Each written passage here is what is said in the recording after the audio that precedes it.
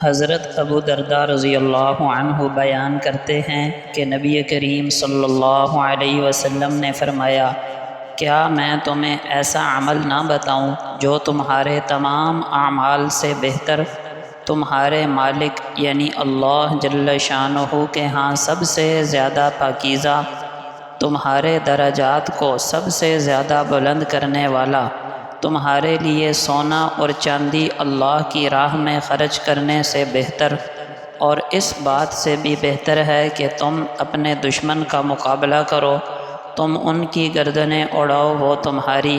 صحابہ نے عرض کی، کیوں نہیں، ضرور بتائیے۔ آپ صلی اللہ علیہ وسلم نے فرمایا، اللہ کا ذکر۔ جہاں پر لوگوں کے آرام کے لیے درخت وغیرہ کا سایہ موجود ہو، وہاں قضائے حاجت کرنا حرام ہے۔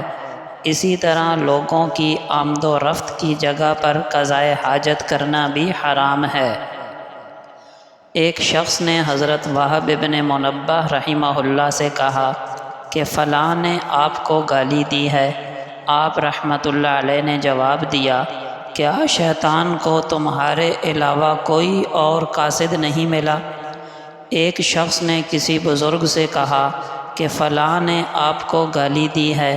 انہوں نے جواب دیا، اس نے تو مجھے ایسا تیر مارا جو مجھے نہیں لگا، تم نے کیوں اس کا تیر اٹھا کر میرے سینے میں گھونپ دیا؟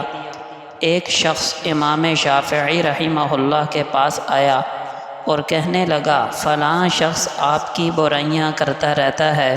آپ رحمہ اللہ نے جواب دیا، اگر تو سچا ہے تو چغل خور ہے، اور اگر جھوٹا ہے تو فاسق ہے۔